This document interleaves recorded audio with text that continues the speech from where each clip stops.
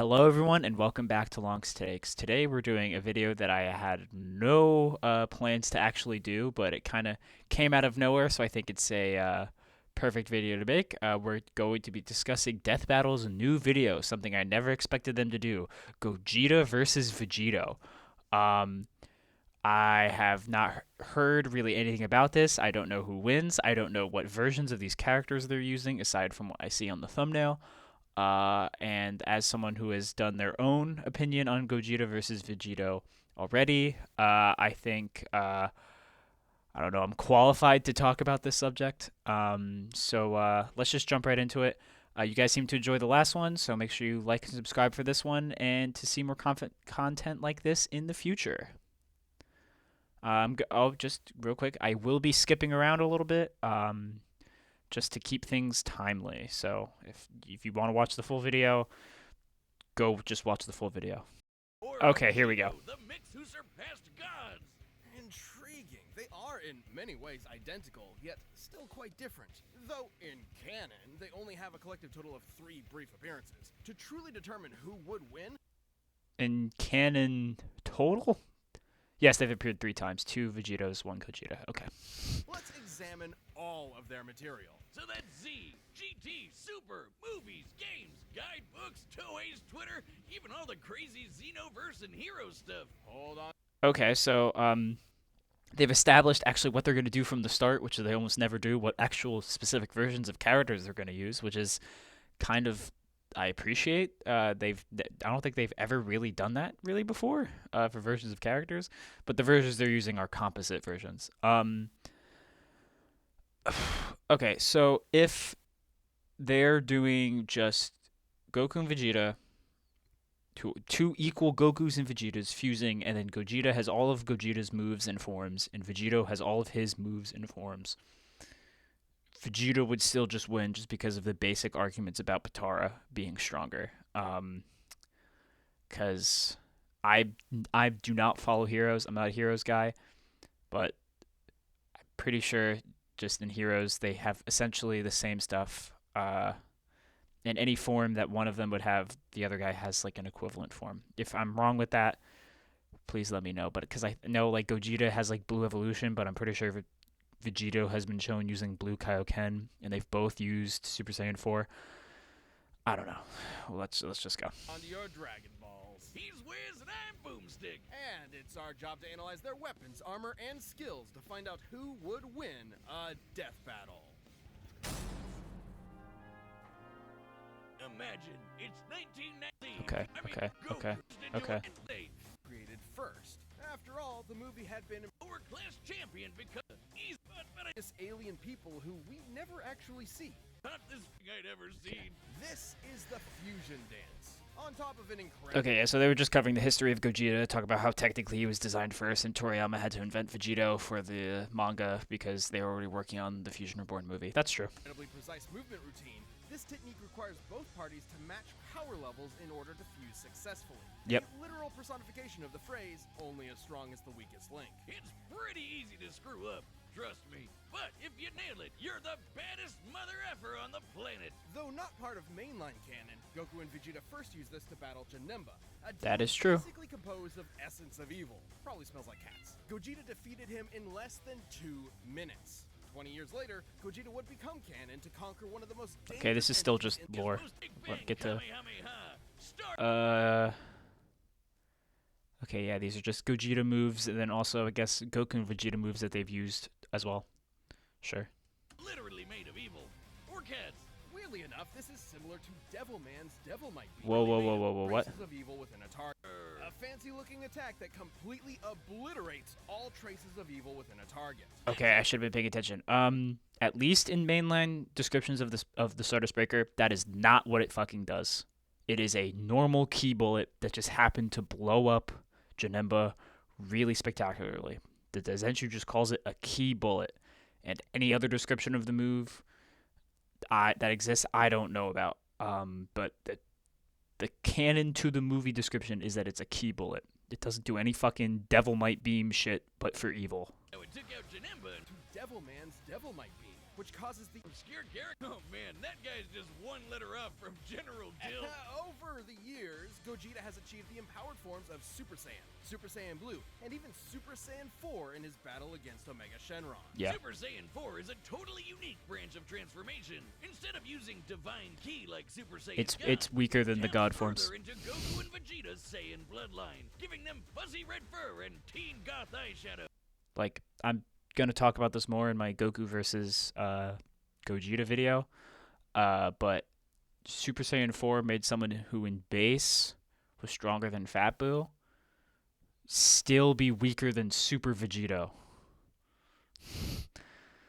and yet a base Goku who is probably weaker than Fat Boo goes God and is significantly stronger than Super Saiyan 3 Vegito. Goku has also claimed this form increases a Saiyan's inherent aggression, though you wouldn't know it with Gogeta. He basically becomes Dragon Ball's bug. Okay. Or if Gogeta uses up a lot of energy against Omega Shenron Yep. and GT, he's They, split apart yeah, after I mean, about they 10 both minutes. are able to Just diffuse more by using too evidence much power. The amount of power Gogeta possesses is enormous. Even repeatedly striking Broly so hard that the boundaries between dimensions shattered like glass wasn't enough to burn through his time. And this feat would not be impressive. Gotenks could do this shit. Hell, he was only in Super Saiyan 1 when he did that. After going blue, Broly didn't stand a chance. Based on earlier in the film, Whis' reaction even implies that Gogeta could possibly take on Beerus. In Dragon Ball Heroes, Gogeta could What? Based on Whis' reaction? Working together can match Beerus when Gogeta appears for him. I do not remember that happening. But either way, in anime continuity, either in anime continuity. Oh yeah, this is anime. Yeah. Gogeta is stronger than Beerus. Yeah, sorry. Got tripped up. continues to prove he's one of the multiverse's S-tier fighters. He even defeated the Crimson Masked Super Saiyan Rose Full Power Goku Black and Ultimate God Slayer Hearts the God Hater. You know, those guys. And two Gogetas together could take on Fu. Just Fu? After all that, Okay, this is you just hero vote stuff. Fu? They're able to fight Don't these hate strong Fu, guys. The artificial bio-android demon mutant. He has Saiyan, Namekian, Earth, Hearts the God Wine. Okay. Shattered the walls of space of time. Doesn't matter. Destroyed a pocket dimension. Doesn't matter. Applied to be in par with Beerus. Does matter. Kicked the negative karma ball containing my standards of Shadow Dragons out of orbit. Doesn't matter. Battled Ultimate Hearts and Super Fu. That matters if they're just going to use their hero scaling and say that Heroes is stronger than mainline canon. The only fused character to defeat a villain in canon, sure, defeated Broly, Crimson Mask. The only one that matters there is that he beat Broly. Your claim Fu could become an entity akin to Zeno, that little blue baby who can erase a multiverse with a thought. But these Gogetas achieved even stronger forms than before. Oh, that's right. Yeah, in Heroes, I guess if you want to say that they're, yeah, actually, yeah. So if Gogeta is unironically like Xeno level, then he wins. Unless Heroes Vegito also has a statement like that or scale like that, then Gogeta wins. Was in Super Saiyan Blue Evolved, the boosted form Vegeta achieved during the Tournament of Power. The other was Super Saiyan 4, but not just any Super Saiyan 4. He was Super Full Power Saiyan 4 Limit Breaker. Oh, Jesus Christ, I hate Heroes so much. What the fuck is that? These two forms fighting side by side implies that, at least in this iteration, both are similar if not equal in power. Gogeta's so cool, and there are tons of people who think he'd win this matchup. In Weekly Jump issue 28 from 1995, I've talked Fusion about Dance this. was stated to unify Goku and Vegeta's spirits and draw out their power to the max. That's, yeah. As long as a fight with Vegito lasts less than 30 minutes, the magazine says Gogeta should win. And then in the video game Raging Blast, there's a what-if scenario where Gogeta beats Vegito in a sparring session. But he was about to run out of energy, so maybe it could have gone either way. Though with I'm pretty sure in that same game there's just another scenario where Vegito wins. So power and skill, it's unlikely any opponent has won. It's the world and Okay, He Vegito. don't despise. Thing like this. Okay. That's right, the Patara earrings come from the Kais. Tara Okay. forcibly fuses the two beings together. No power level matching required. Yep. In this case, Goku and Vegeta fuse to become sometimes called Vegerot, Vegito. not Okay, seriously, Vegeto or whatever. Vegito? Couldn't they have a better name? Yes, not that bad. And remember, Fusion Reborn started production well before Toriyama penned Vegito's first appearance. So, Toei called dibs on the better name, huh? But still, shouldn't it be like Vegito? No. Vegito is actually translated it to Vegito has Vidra. Okay, they do that mention are it. entirely his own. It's the final way. He's got a tech you're thinking of. With Goku so friggin' powerful that even So big main. Okay. Again, just a bunch of techniques. Doesn't really matter. The one that matters here is actually Spirit Sword. There it is. This is another argument for why I kind of mentioned it very briefly, but this is another argument why Vegito is over Gogeta. And it's because it says only Vegito can use the Spirit Sword, and you have to be strong enough to use the Spirit Sword. So he's just stronger than someone who can't use it, which is Gogeta. being turned into candy didn't slow him down. It just made him delicious. His level of power had this matter incredible. Still, This is similar to how Vegeta overpowered Babidi's mind control. Well, Yeah, so he can fight as a candy. Doesn't matter at all. Though, to be fair, a greater power level can overrule. Yes, that is true. They'd say that specifically Vegito's fusion-ness is what makes him do this. but Vegito's a pretty spray and beat the crap out of merged Zamasu. So they have all the same forms essentially, I guess here. Yeah. But not at all close. Yeah. Okay. These mostly seem like heroes shit. Blue barrier. What the fuck is that? Were permanent. Turns out it's only part, It's not but can permanent, be yep. shortened and split apart when they expected Fuse Zamasu to have 20 minutes left, meaning he cut his time down to 40 minutes at most. Though in the anime it was way less, and Unlike the fusion, destroying form, you can't power when they don't wall fusion. And if you The fusers themselves. As such, destroying the earrings ends the fusion. slap the Patara on while in a super, he can find themselves. You can't power. Okay. And he's got the Okay. Feats. That first one's not really a feat. Defeated Fusamasu, not really a feat. Battled Mechibaku and Superfu. If Superfu's above hearts or whatever, then I guess he wins. Maintain consciousness and combat ability when transferred, not really important. Okay, Kefla, that's a completely different person. Defeated Broly, Cumber, and Superbo. Okay. Unless I missed it, did they just skipped over the equal to Beerus statement in the manga, which would be conflating anime and manga, which the scales are different, but really weird. I right now it really seems like they're gonna have Gogeta win here. full power Red Fur 2.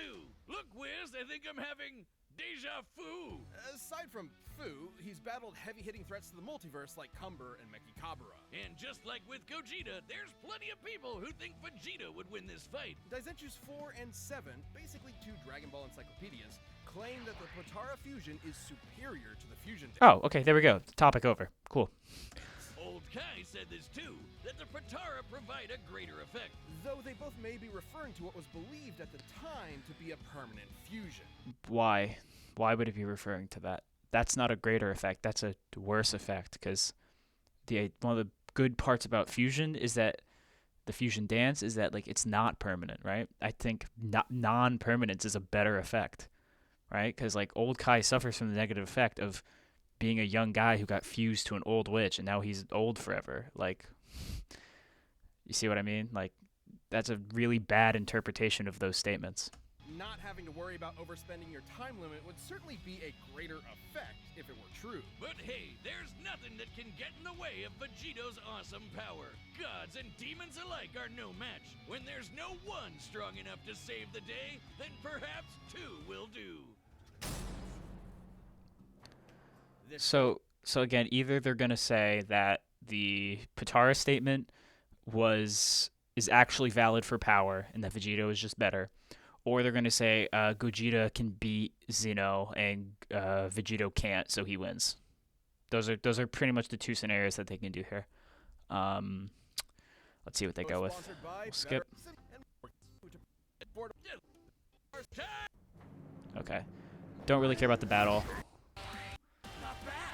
Okay, they're fighting. They're fighting. Okay, seems like one of them has... Oh shit, okay, so, Vegito won? Okay, cool, seems like Vegito won.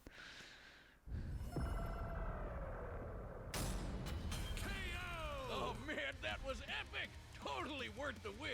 I guess we probably could have solved a lot of world problems with that. I suppose world domination can wait another year. This fight was incredibly close. No, seriously, how could it not be? They're almost exactly the same person. With a few minor... Doesn't matter. Doesn't matter.